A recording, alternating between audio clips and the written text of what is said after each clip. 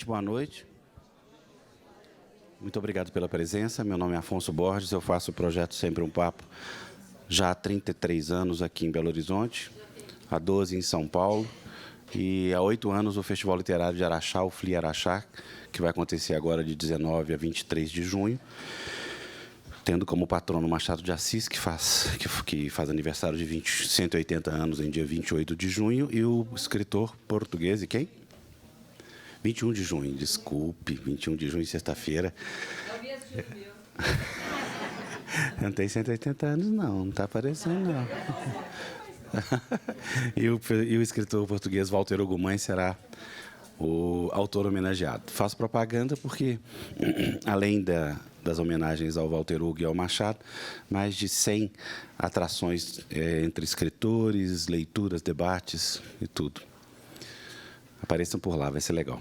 Bem, eu quero começar, vou fazer um discurso de aproximadamente 4 horas, vocês se preparem, agradecendo a Eliane Parreiras, que está aqui. Gente, deixa eu agradecer a Eliane Parreiras, presidente do Palácio das Artes, a Luciana Salles, muito obrigado por ter salvado a gente nessa situação, que a gente teve que transferir para cá rapidamente, mas está todo mundo aqui, então deu tudo certo. Muito obrigado.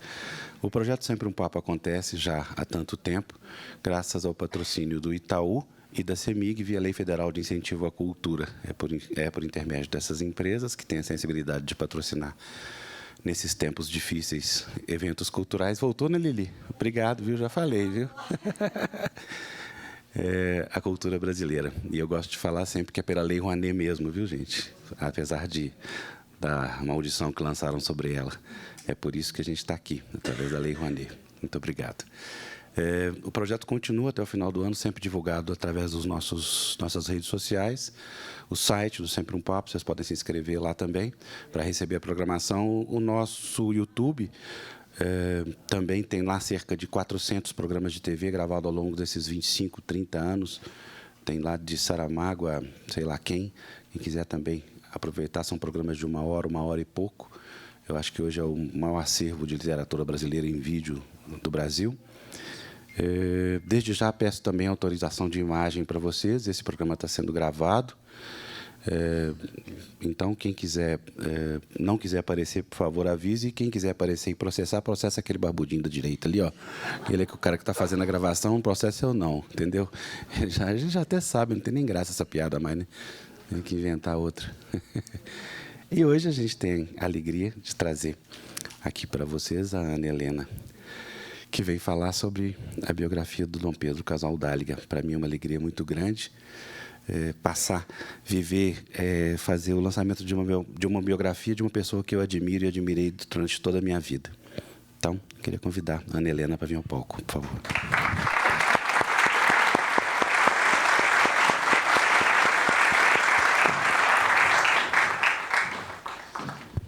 Fica à direita que eu sou de esquerda. Mas dependendo do ângulo, se vier de trás, eu sou de esquerda. Eu tenho esse problema. Bem, gente, eu estou com um problema lá em casa. Minha filha está lá e eu vou sair daqui para deixar o Durval tomar conta aqui do Levi. Eu ia fazer isso mesmo, se você não fizesse uma cara de espantado tão grande. E o Cascão tirou o time, que ele não é besta, né? Queria falar com ele também. Gente, a Ana, nós já combinamos, vai fazer uma palestra de aproximadamente 6 horas. Logo depois, quem sobreviver vai para os autógrafos. Eu achei pouco, mas... Entendeu?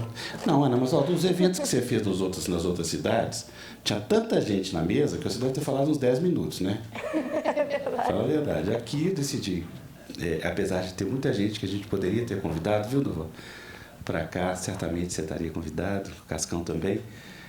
Mas eu prefiro fazer só com a Ana, que aí a gente tem tempo de desfrutar mais dessa informação preciosa que ela tem, né, para nos dar.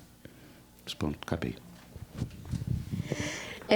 Bom, então, como o Afonso pediu, né, e como geralmente as pessoas têm a curiosidade, né, eu vou contar para vocês um pouco sobre como uma jovem jornalista carioca foi fazer a biografia de Pedro Casaldáliga, né?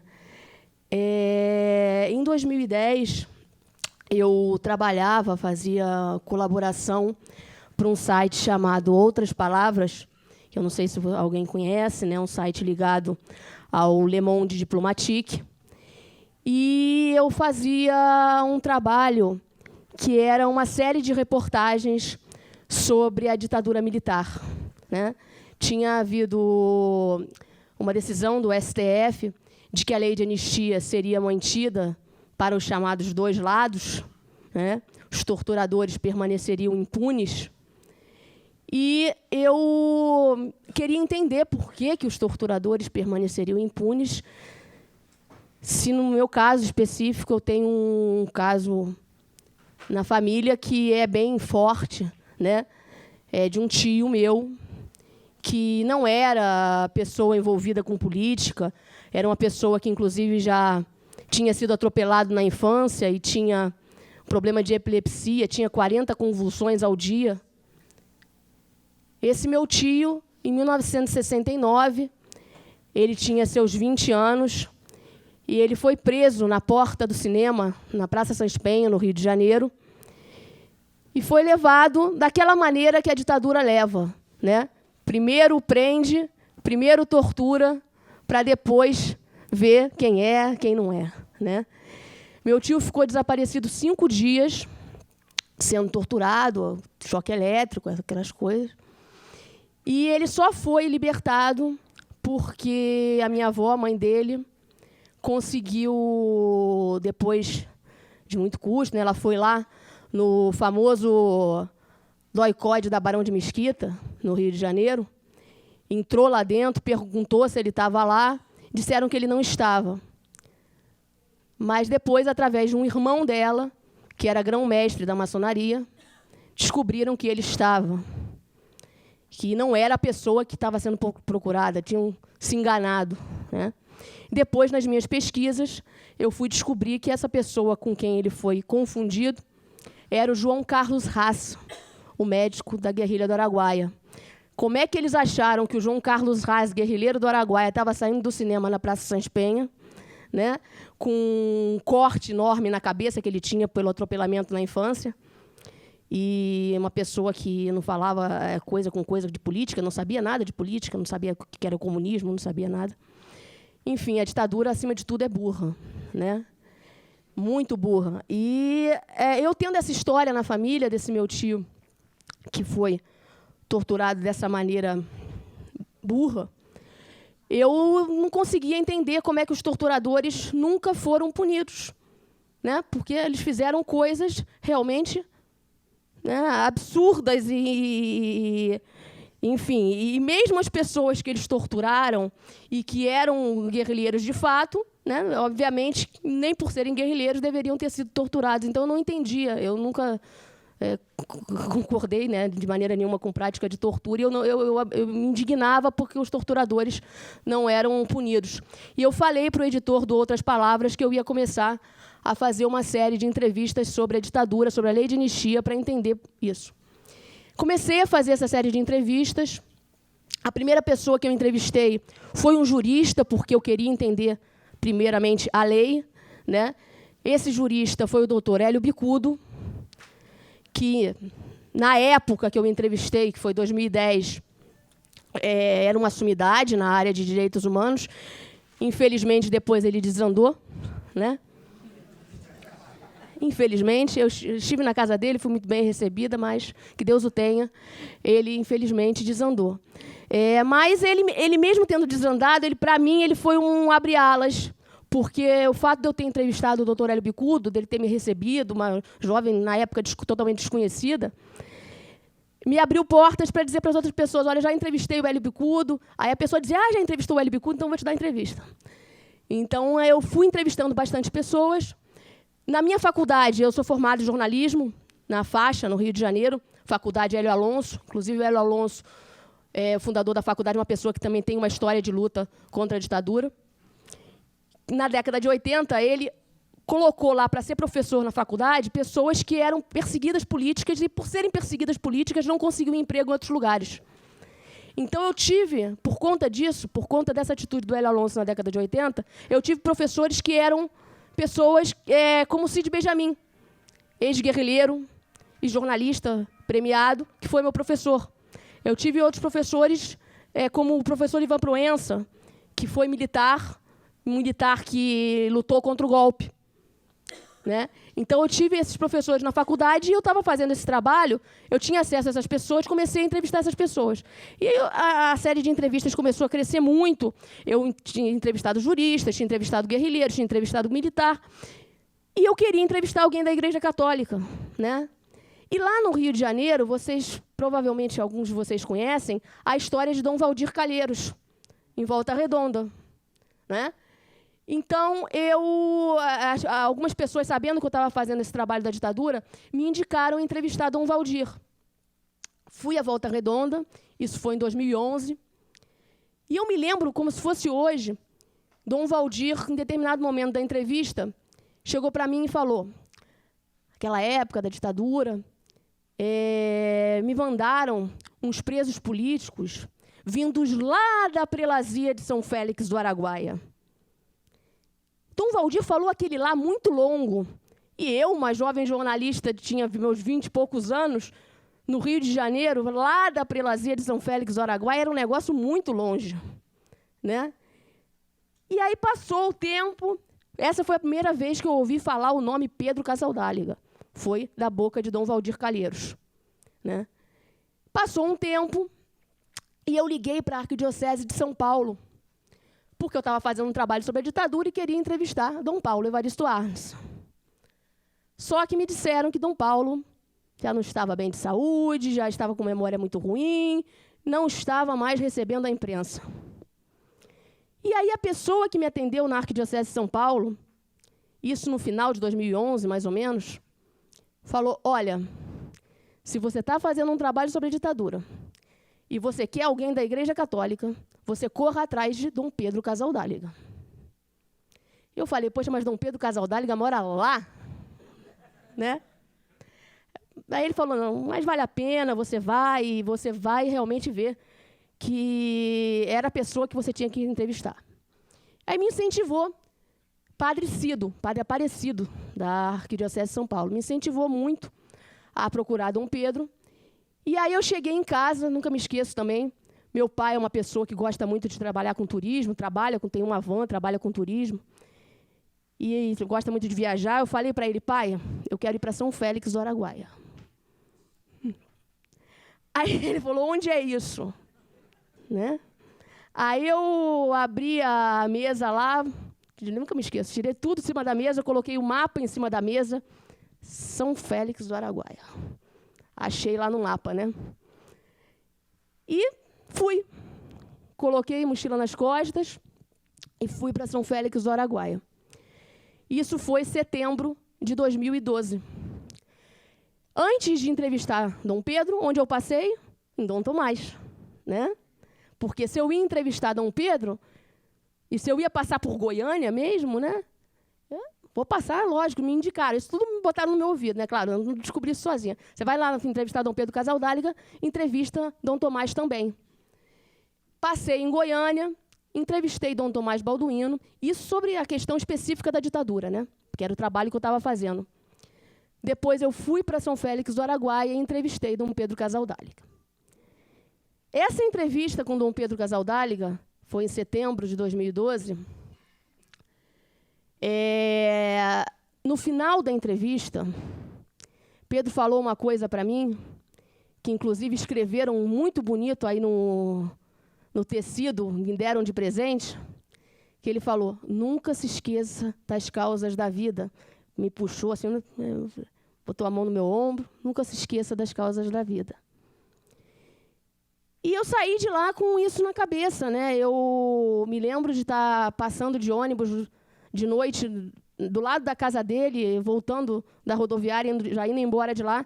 Me lembro de olhar assim e pensar que eu nunca mais voltaria lá. Mas acabei voltando, né?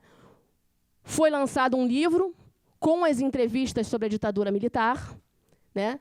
Em março de 2016, lancei pela editora Revan, no Rio de Janeiro, o livro O Problema é Ter Medo do Medo, o que o medo da ditadura tem a dizer à democracia, que reúne todas as entrevistas que eu fiz sobre a ditadura militar para esse trabalho que eu estava fazendo.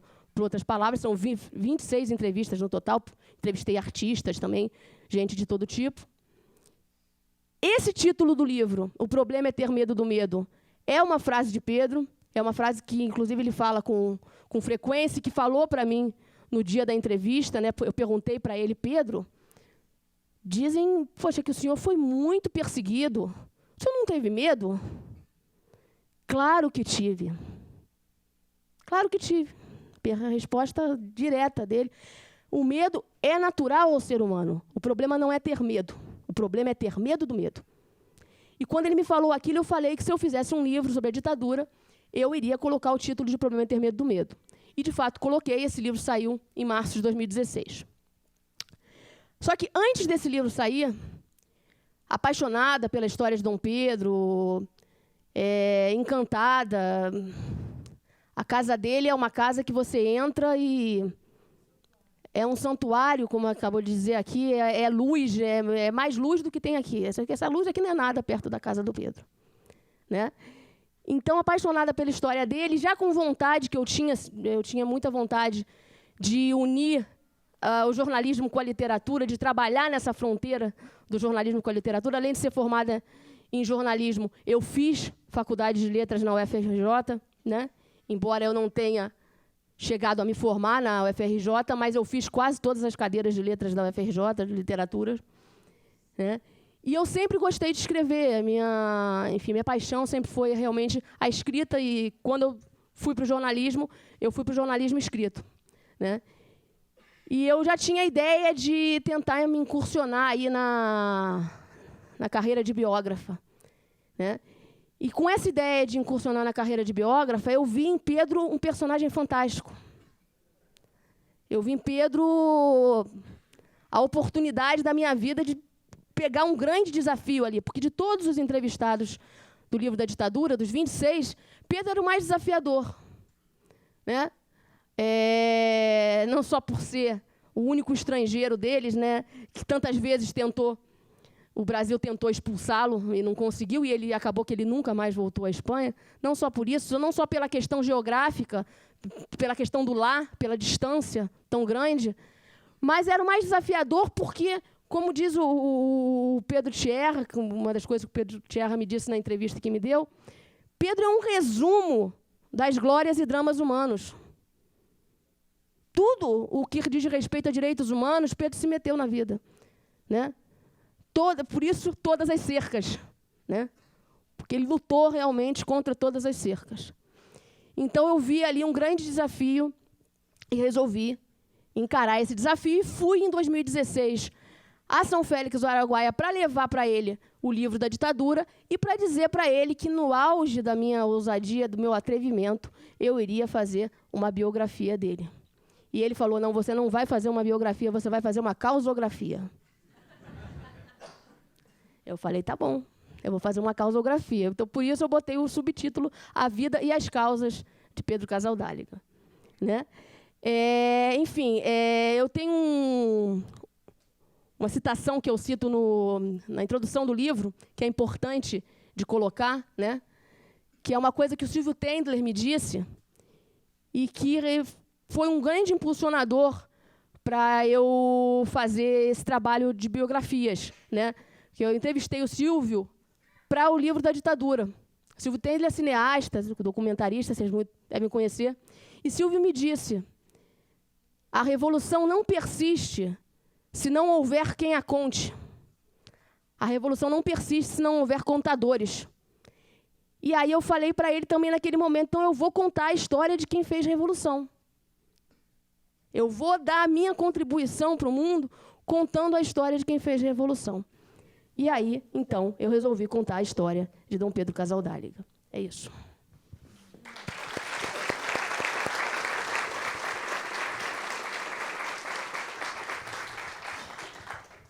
Precisa, hein? 20 minutos. Legal. Você pediu para a gente dar o toque se tem algum agente da... Ah, sim. Né? Seria legal. Eu queria saber se tem algum ex-agente de pastoral do Pedro aqui que queria pedir para levantar.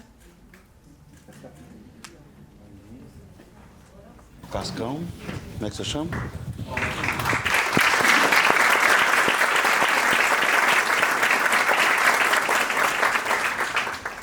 Durval, agora é sério, queria te passar a palavra. Você dá uma palavrinha. Vamos fazer o seguinte, pega o seu microfone para ele, isso, por favor. Antes, Durval, só um minutinho.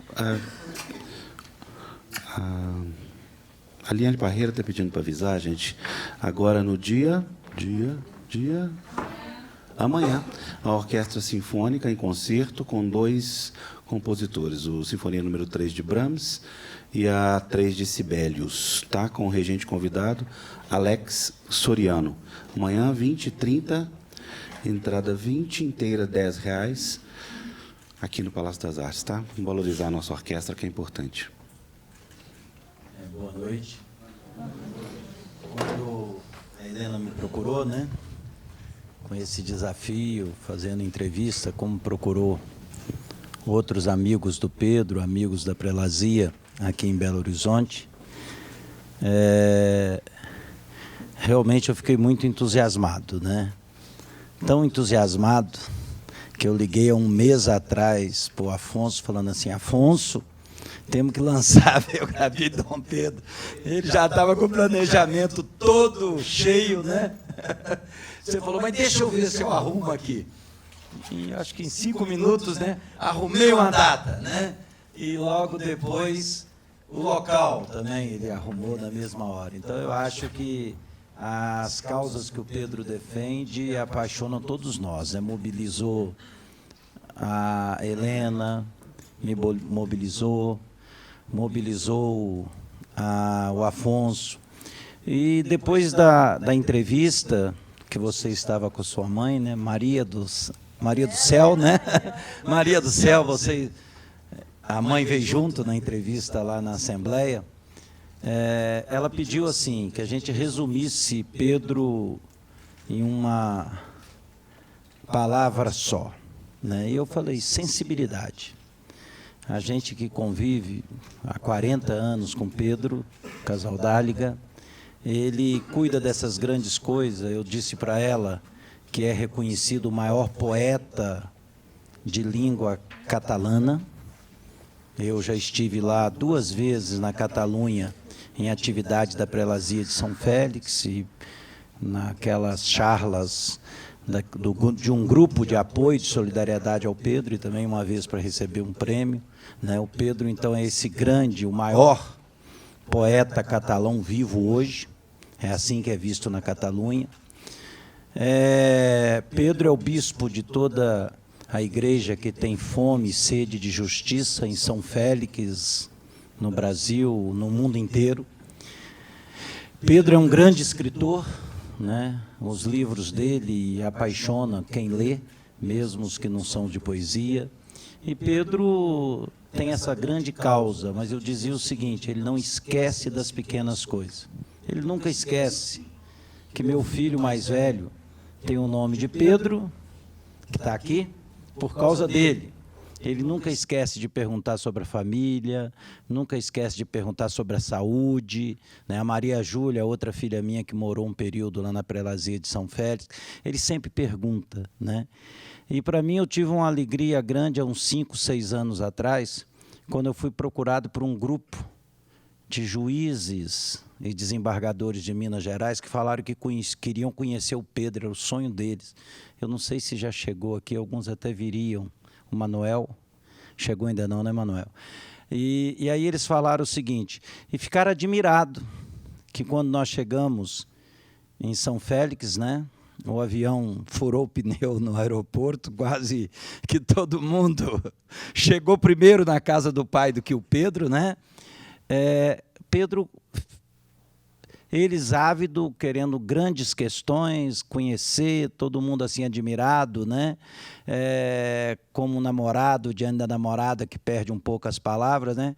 O Pedro foi perguntando a cada um sobre suas famílias, sobre seus filhos, sobre o que faziam no tribunal. Então, para mim, Helena, quando você me pediu no final da entrevista, sabe, Afonso, resuma o Pedro numa palavra, sensibilidade.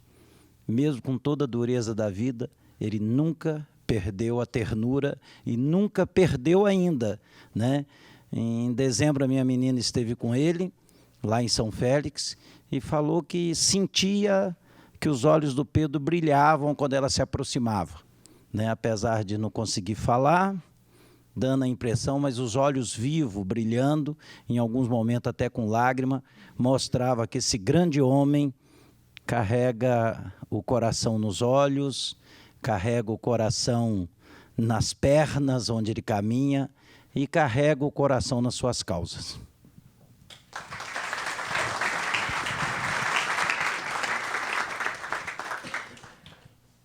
Queria que você falasse um pouquinho se o Pedro levava um pouquinho na brincadeira, agora que passou, as maiores dificuldades que ele já passou. Como é que foi esse falar dele sobre as grandes dificuldades? Bom, primeiro comentar que a palavra que o Durval arrumou aí para resumir o Pedro é realmente uma das melhores, sem dúvida. Inclusive, não é à toa que eu abro a segunda parte do livro, a parte das cercas, né? Quem for ver vai entender. Eu abro o primeiro capítulo da segunda parte, é um homem chamado afeto, né? As cercas de si mesmo, um homem chamado afeto. Porque só quando a pessoa transpõe as cercas de si mesmo, né, se despe de toda a vaidade, né, como Pedro se despiu a vida toda de toda a vaidade, é que ela consegue se afetar pelo outro, né? É que ela consegue ver o outro, né, como a realização de si mesmo. E Pedro viu, né, a vida inteira, nas pequenas coisas, como o Durval observou, né, nas pequenas valorizações do outro. Vindo aqui para a pergunta do Afonso, eu acredito que essa é uma das grandes características do Pedro, a resiliência, né? Primeiro, a capacidade dele de ficar em silêncio. Isso, inclusive, uma característica que Thelma apontou nele, a questão do silêncio, né? E ele só conseguia esse silêncio porque ele, de alguma forma, embora ele se afetasse por todas as coisas do mundo, mas em alguns momentos ele se dava ao direito também de se desligar. Por exemplo, a questão da siesta era uma coisa religiosa para o Pedro, né? Todos os dias, podia estar chovendo canivete lá fora, como se fala, Pedro terminava de almoçar e dizia, vou tirar uma meia horinha e vou ali dormir. E todos os dias ele fazia isso, né? Então, essa capacidade de se desligar, mesmo com todos os problemas do mundo, né, para que depois ele pudesse se doar mais ainda, né, esse cuidado de si, para depois poder também cuidar do outro, Pedro sempre teve, né? E através do riso também, né? Pedro sempre teve muito bom humor, né? Pedro, por exemplo, a questão da siesta, ele brincava dizendo que ele dormia a perna solta, né? Que é uma expressão aí espanhola, né? E diversas vezes Pedro recorria sempre ao humor para superar os dramas da vida, né?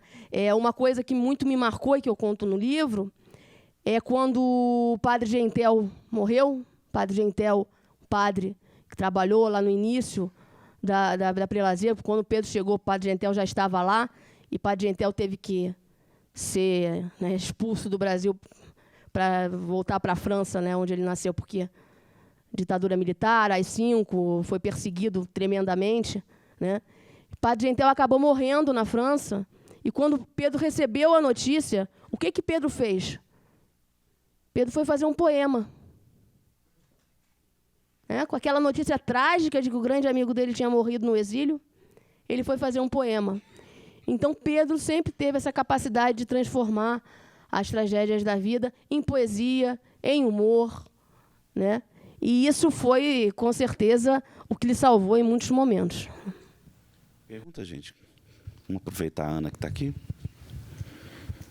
Quer falar, Cascão? Quer falar, João? Acho que...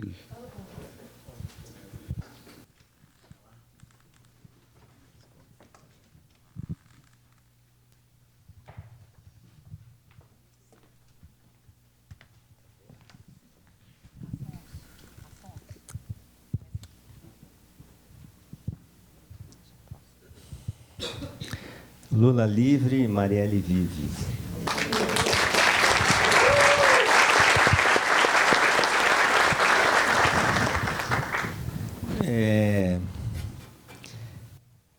Pedro, todo mundo reconhece a dimensão religiosa, mística dele, né, a importância. Mas eu queria aqui destacar alguns outros elementos que não foram apontados, mas um deles é o de estadista.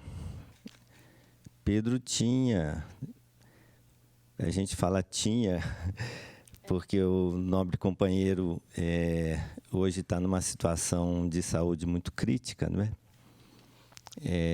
Onde ele não pode estar ativo, inclusive de se expressar, né, de dialogar, está com essa limitação do Alzheimer. De fazer uma leitura da conjuntura. É um cara muito bem preparado, né? Também era um jornalista. E eu acho que isso o colocava numa condição de ser um conselheiro. Vários políticos visitavam lá longe, né, o Pedro para se inspirar na conjuntura do que deveria ser feito, né? E um outro elemento dele é que, apesar de enraizado lá em São Félix, né, ele, como espanhol desses cabeça dura, que nunca quis sair do Brasil, exceto quando o Papa, né, o chamou para lá. Lá ele vai, né, já tem o lugar, né, o cemitério na beira do Araguaia, onde ele vai ser enterrado, ele quer ser enterrado. Então, convivendo com né, esse povo camponês ali, mas um cidadão do mundo. Pedro sempre expressou as causas da América Latina.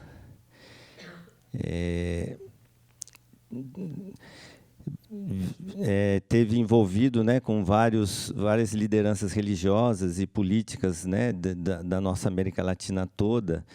Inclusive tem a agenda latino-americana, que foi uma inspiração dele, e ele liderou essa agenda muito importante, né? Inclusive ela é veiculada até na Espanha, em catalão, inclusive. E o outro elemento dele, né, que é essa coisa dessa sensibilidade poética.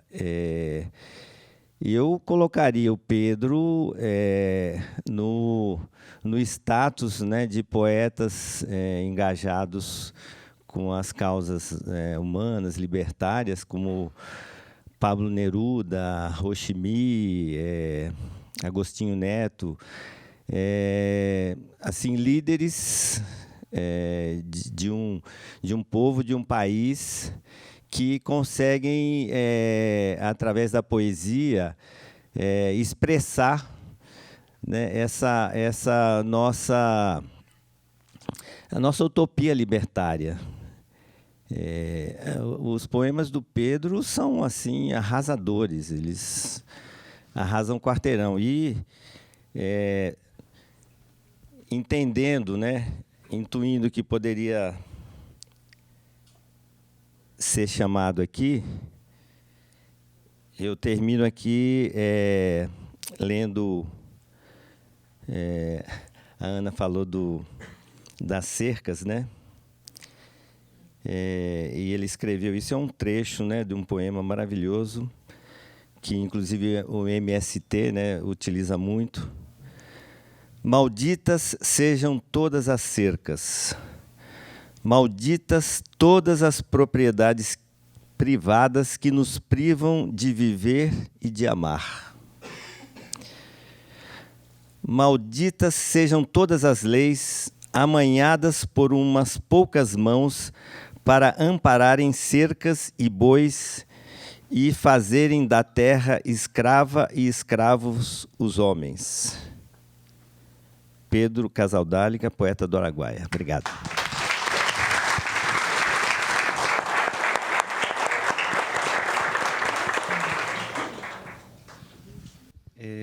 Conta como é que foi editar esse livro.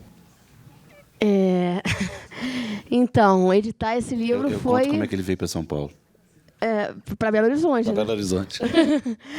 Editar esse livro foi uma saga, né? Porque eu concluí o livro, assim, de dar um ponto final nele, logo depois dos 90 anos do Pedro. Pedro fez 90 anos em 16 de fevereiro do ano passado, de 2018. Houve missa, celebração e festa em São Félix do Araguaia. E eu estive lá e aproveitei para, nessa ocasião, entrevistar as pessoas que eu ainda não tinha entrevistado. O cacique Damião, por exemplo, eu entrevistei nessa época. E logo que eu voltei para o Rio, depois de ir a São Félix, foi a 4ª vez que eu fui a São Félix, foram 4 vezes em 4 anos. Eu voltei para o Rio e terminei. O livro foi mais ou menos ali junho do ano passado, né? Tanto que, se vocês virem a assinatura da introdução do livro, está escrito inverno de 2018. Né? Foi quando eu terminei o livro. E eu achava, sinceramente achava, que não teria grandes dificuldades para editar esse livro. E, a princípio, estava parecendo que não teria. Uma grande editora, eu não sei se eu posso falar o nome da editora. Só se for recorde. Pode falar. A editora Rocco iria lançar esse livro, né? Havia muita gente na casa interessada em lançar esse livro. O revisor, um dos mais antigos da casa, o editor lá também muito antigo.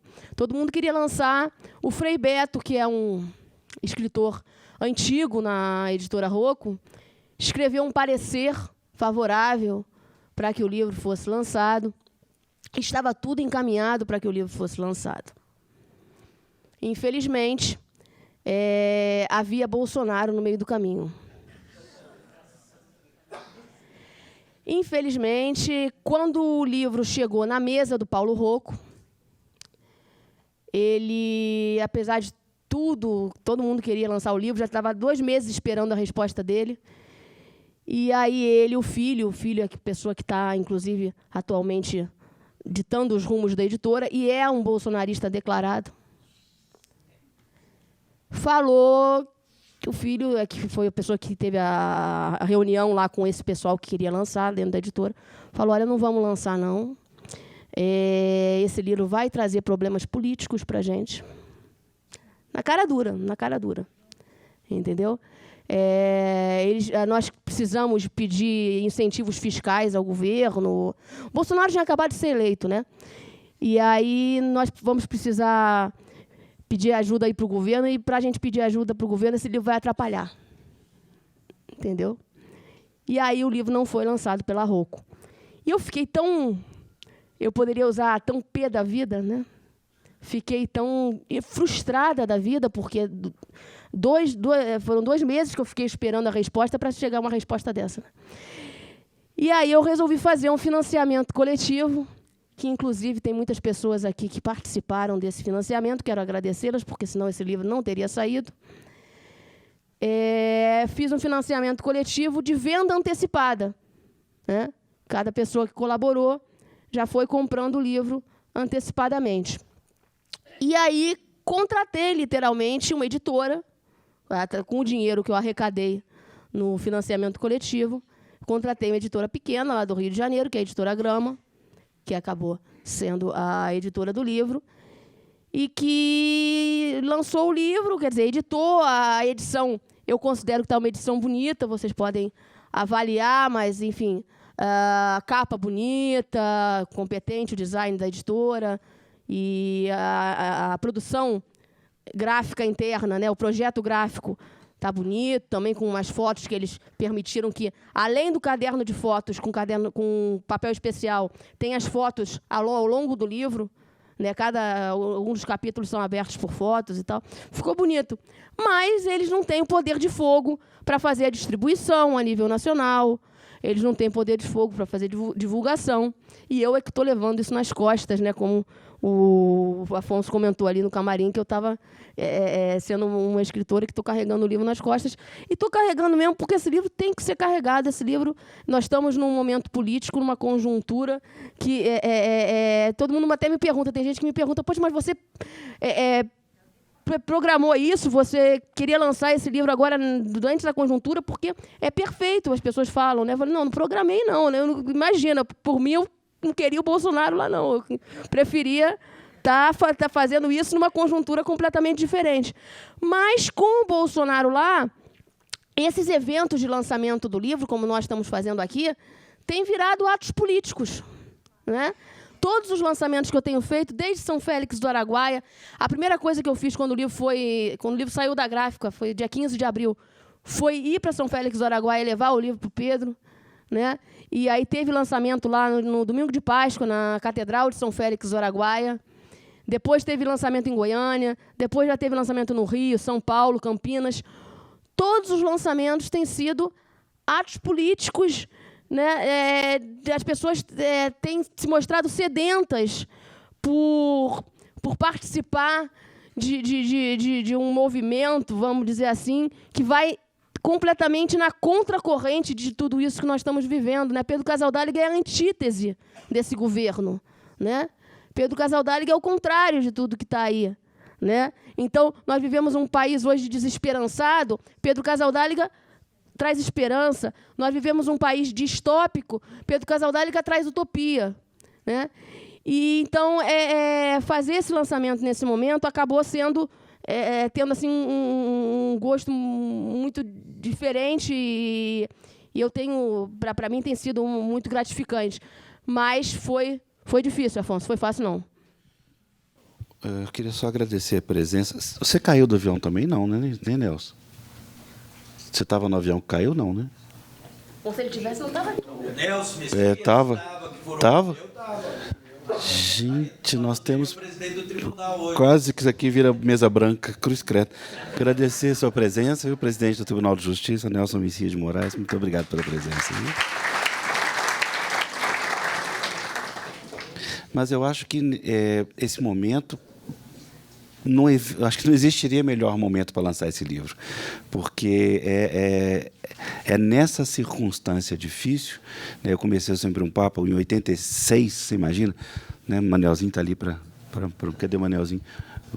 Coitado do Manelzinho, laçava o Manelzinho onde ele estivesse e pedia para me ajudar nas mediações, né?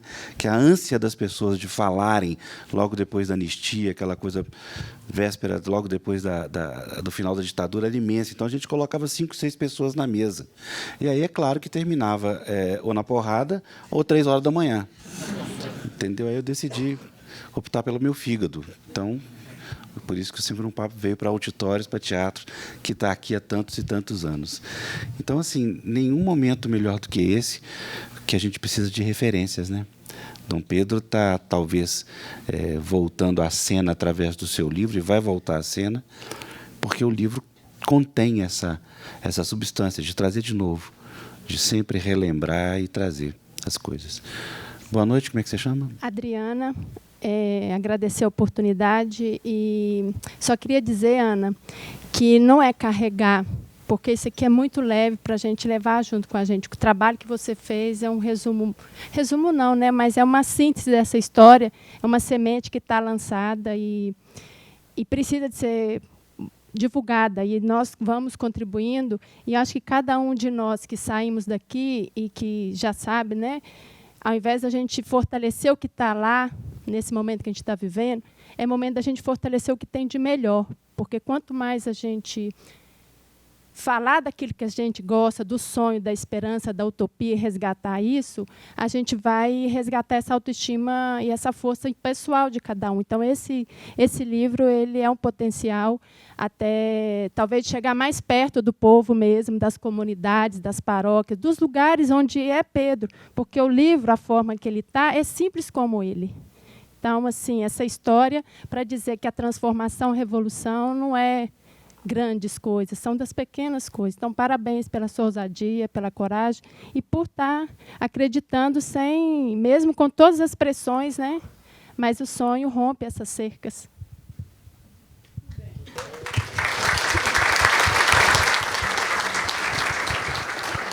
Legal estar fazendo esse evento com o Pedro, apesar de doente, em vida, né? Normalmente essas coisas são feitas como homenagem, né? Me sentindo diferente. Mais alguma pergunta, gente? Eu queria fazer um comentário. Pode fazer, sua voz é boa. Tenho uma admiração por ele. Antiga, desde a Faculdade de Filosofia em São João del Rei, desde 1988, em que a gente distribuía jornaizinhos com os poemas dele. E, passada a Faculdade de Filosofia, continuei estudando, e uma das coisas que me levou para o estudo foi a questão agrária. Eu fui estudar a Brasil Colônia, a distribuição de grandes sesmarias e os conflitos entre sesmeiros e poceiros, um termo muito recorrente na obra, no trabalho e na vida de Dom Pedro Casaldáliga. E desse trabalho resultou um livro que eu dediquei a ele, Pedro Casaldáliga, que fiz chegar à mão dele. E gostaria, como muitos aqui, e talvez jamais possa fazer isso, de conhecê-lo pessoalmente. Acho que é um sonho conhecer uma pessoa que há 30 anos marcou a minha vida. E sobre o seu trabalho, a minha irmã esteve no Rio de Janeiro e eu tenho um livro autografado para mim, e é uma surpresa, uma grata surpresa, nesse momento tão difícil que a gente está vivendo. Parabéns, bacana.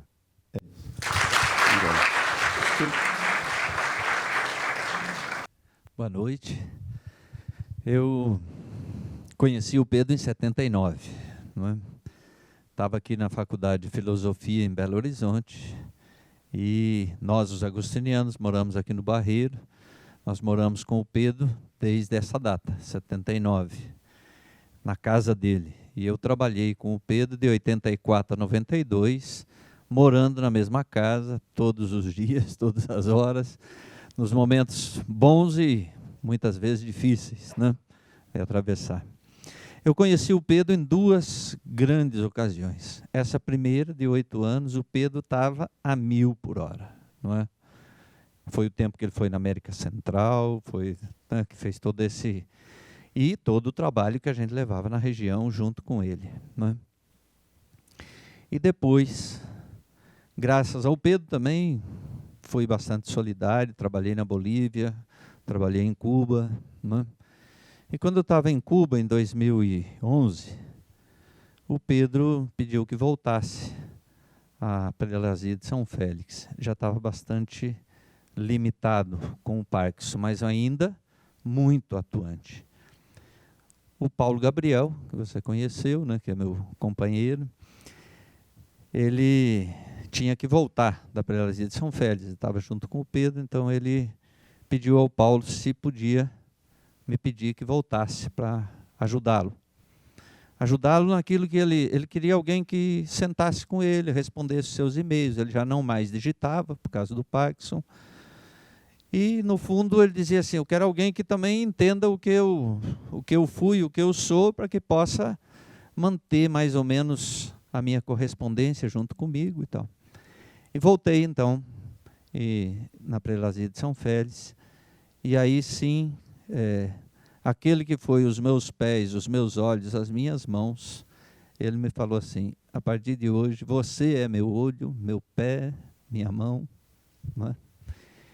E eu fiquei 4 anos lá com ele, 24 horas por dia, dormia no mesmo quarto, levantava junto com ele, tinha que levantá-lo, não é? Porque ele não levantava sozinho.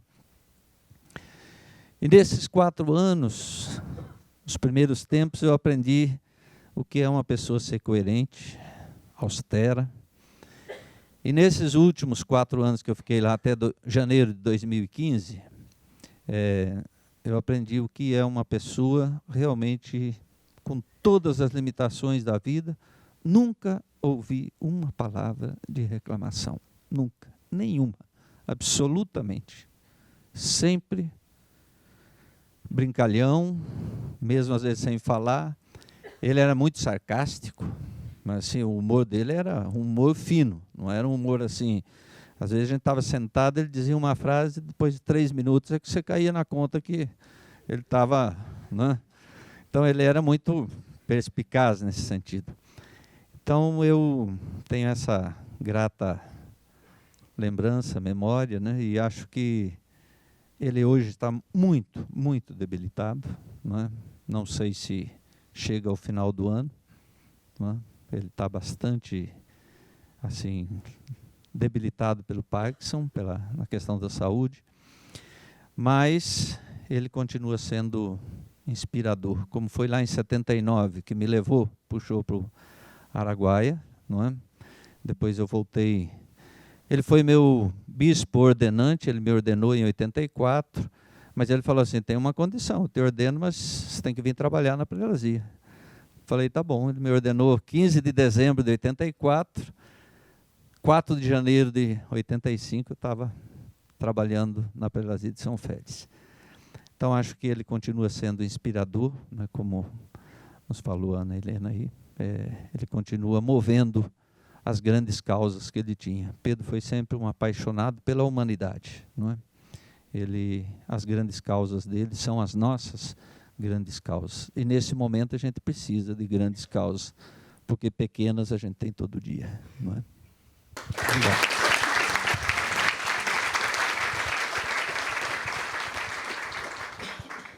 Mais alguém, gente? Aqui na frente, ali, e a gente vai para os autógrafos. Boa noite, como é que você chama? Boa noite, Nancy. Para mim, uma experiência muito forte que eu tive com Pedro foi na rodoviária do Rio de Janeiro, quando a gente estava saindo do 7º encontro. E foi um momento muito forte quando todo mundo achava que o bispo tinha de ir embora de avião. Não sei por que o bispo tinha de andar de avião, foi isso que ele colocou. Eu ando como o povo pobre anda. Aqui é meu lugar, vocês todos estão aqui e eu estou aqui com vocês. E nós ficamos 4 horas com ele ali na rodoviária. Para nós foi uma grande graça, né? Porque foi um 7º encontro muito sofrido e que ele falava da questão da América acordar. E que o sangue dos mártires seria sempre a semente desse despertar. Aí perguntaram para ele novamente, o senhor não tem medo de estar aqui sentado? E ele colocava fortemente, aqui é o meu lugar. O medo a gente tem de superar, né? E depois tive a graça de estar com ele também na Romaria do Servo Sofredor. E ali ele permaneceu o tempo todo em silêncio, na escuta dos sofredores pregando o retiro. Isso foi o grande exemplo e a marca de Pedro na minha vida, de estar nessa luta, porque eu tive esse homem conduzindo todos os momentos de luta e rompendo as cercas.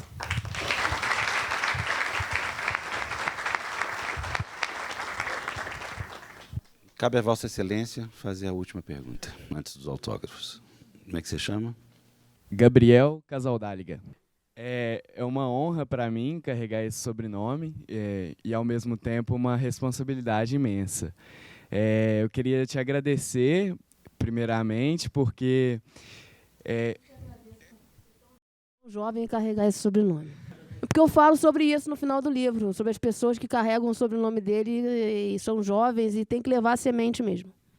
Sim, eu acho que, assim como eu carrego um pouco dessa história dele em meu nome, eu acho que você leva também um pouco da história dele no seu livro, né? Então, eu queria te agradecer, assim, do fundo do meu coração mesmo, por ter escrito essa biografia. Agradecer meus pais também por terem colocado esse lindo sobrenome em mim, em homenagem ao casal Dáliga. E eu sempre, assim, achei interessante a história dele com o João Bosco Burnier. Eu sempre, assim, o primeiro contato que eu tive com ele mesmo, porque eu fui lá o ano passado, não, esse ano, início desse ano, e as pessoas sempre comentam dele junto com o João Bosco Burnier. Eu fui e visitei o Santuário dos Mártires e tal, uma linda homenagem também aos mártires, que infelizmente está aumentando, né, com a Marielle, enfim.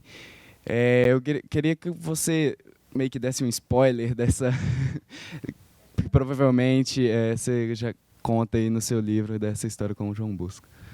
Só primeiro deixa eu entender uma coisa. Você agradeceu aos seus pais. Está registrado mesmo como casal Dáliga? Sim, tá registrado. Gabriel Casal Dáliga.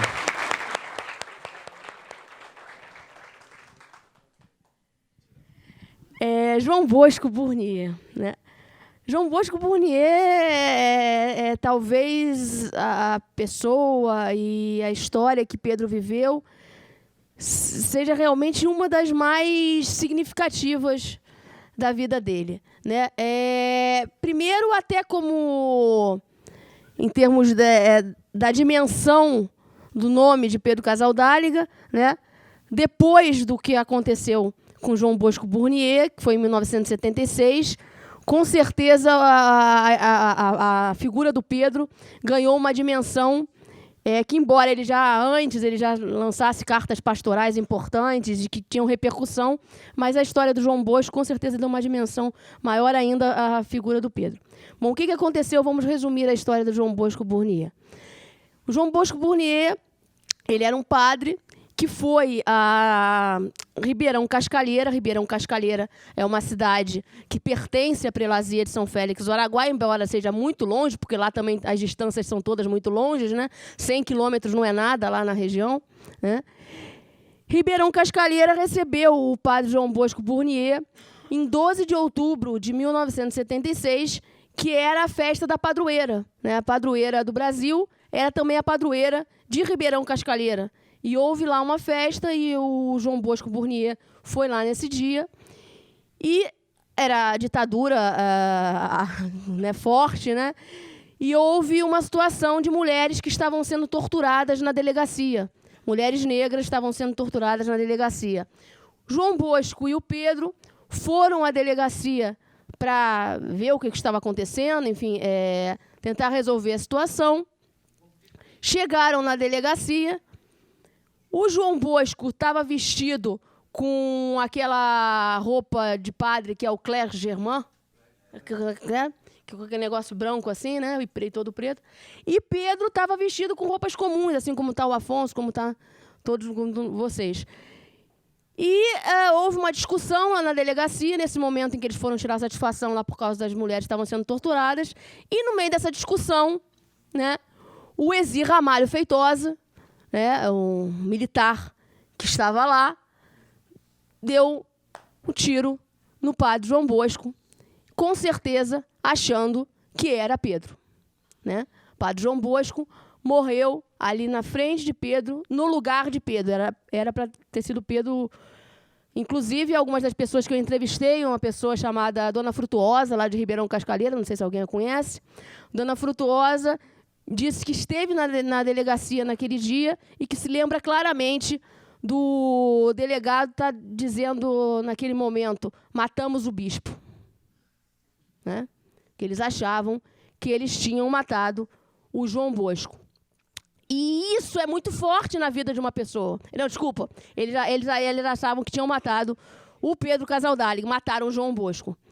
Isso, obviamente, é muito forte na vida de uma pessoa, né? Você saber que alguém morreu e que era você que era para ter morrido, né? Então, Pedro levou isso para a vida dele inteira, né? a questão, inclusive, do Santuário dos Mártires, que existe hoje em Ribeirão Cascalheira. Esse santuário foi construído, né, mais ou menos, não é no exato local onde era a delegacia, mas é um local bem próximo ali onde era a delegacia. A delegacia ela foi destruída pelo povo de Ribeirão Cascalheira, que ficou, né, indignado com aquela situação, né? Inclusive tem uma foto no livro do Pedro em escombros, Pedro sentado, olhando para os escombros, dos escombros da delegacia, né? E depois disso, foi construído ali o Santuário dos Mártires da Caminhada, né? E o João Bosco Burnier, obviamente, foi o precursor desses mártires do Pedro, né? Porque, inclusive, em 1986, 10 anos depois do assassinato do padre João Bosco Burnier, foi que houve a primeira romaria dos mártires da Caminhada, né? Que depois viria a acontecer com frequência, né? Foi 10 anos depois da morte dele. Então, isso é uma coisa que marca tremendamente a vida de uma pessoa, marcou a vida de Pedro Casaldáliga, né? E eu achei interessante ele citar ali a Marielle, né? Porque a Marielle é um mártir dos nossos tempos, né? E com certeza, eu não sei se ela já foi colocada a foto dela lá no Santuário dos Mártires, lá em Ribeirão Cascalheira, mas Pedro, com certeza, se pudesse, já teria falado para colocar, para incluí-la lá como mártir ao lado do João Bosco, né? Está lá a camisa ensanguentada do João Bosco e, com certeza, a Marielle também deveria estar lá. Se não está, deveria estar. Mais uma pergunta? Claro, sem dúvida. É só dizer assim, que eu levarei uma grande alegria para ser distribuída, repartida com quem aqui não está. E você deve sentir muito alegre quando você colocou aquela palavra. O seu livro parecia que seria muito fácil, né, para ser editado, mas depois encontrou grande dificuldade. Eu acho que aquela palavra que você colocou, ela é fundamental, mesmo sem conhecer, que eu ainda não li o livro, mas já posso dizer que é um grande livro. Se o seu livro incomodou a ponto de criar uma dificuldade, um bolsonarista não aceitar de publicar, porque ia criar problema, já pode saber que é um grande livro.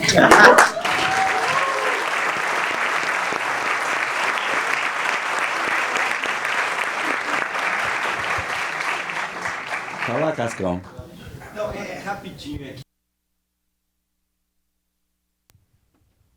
Esse caso do João Bosco, e a Nancy citou o Pedro lá na rodoviária, porque a gente constrói arquétipos, não é? Então, o bispo viaja de avião. Então, tem várias historinhas lá dos agentes pastorais, do Pedro e tal, e tem uma delas que Pedro ameaçado, São Félix é na beira do rio Araguaia, e a porta de entrada Barra do Garças. E, então, ele viajando, retornando de uma dessas jornadas com 2 padres, esses 2 colegas eram como se fossem assim, seguranças, né? Voltando com o Pedro para São Félix. E o ônibus, de madrugada, Pedro sente vontade de urinar e chega para o motorista e pede para o motorista parar, que ele, né, precisava descer. Porém, talvez um problema de comunicação, ruído, Pedro tinha um português espanholado, o Pedro desce e o ônibus segue. Quando o pessoal chega em São Félix, todos dormindo, acordam, né? Aí aquele furdunço, né, que Pedro teria sido sequestrado e etc, etc. Bem, então, voltamos aí o Pedro na estrada, 3, 4 horas da manhã, aquela escuridão, né? E olha para um lado, olha para o outro, e resolve caminhar numa direção, até que ele vê uma luz, que era uma choupana, e era, na verdade, um barracão de peões que estavam fazendo lá uma obra numa fazenda ou na estrada. Então, Pedro chega naquela descrição, né, da figura franzininha, espartana, e aí das pessoas lá atende ele, um dos peões, né, e pergunta quem é ele, E Pedro fala: eu sou o bispo de São Félix do Araguaia. Aí o peão responde: ah, então eu sou o Papa. Queria dar a palavra para você encerrar, por favor. Dá a palavra para a Ana encerrar. Bom, eu não tenho muito o que falar. Eu estou diante aqui de uma plateia que só tenho a agradecer, e todos esses eventos, né, eu só tenho a agradecer por estar participando desse momento, né, e eu só queria dizer a vocês que esse título desse livro, né, o Cascão meio que deu um spoiler aqui, por que existe esse título desse livro. Ele leu o poema, que é a razão desse título desse livro existir, Malditas Sejam Todas as Cercas, né? A menina que está com a camisa com o poema, né? Eu queria dizer que isso é possível, entende? Que assim como a freira, não sei qual é o seu nome? Maria Antônia falou ali que não foi à toa, né, que eu tive as dificuldades, né? Eu achava que ia ser fácil, mas as dificuldades se mostraram porque tinham que se mostrar mesmo, né? Eu acho que a grande lição que eu, pelo menos, tenho tirado desses anos que eu fiz essas pesquisas todas sobre o Pedro e desses lançamentos, desses eventos que eu tenho participado, é que é possível, sim, a gente transpor todas as cercas, né? E que isso tem que começar, como também o Durval falou aqui na primeira palavra que ele deu, isso tem que começar no dia a dia, isso tem que começar nas pequenas coisas do dia a dia, né? Então, é só isso que eu queria dizer, que vocês acreditem que realmente é possível transpor as cercas.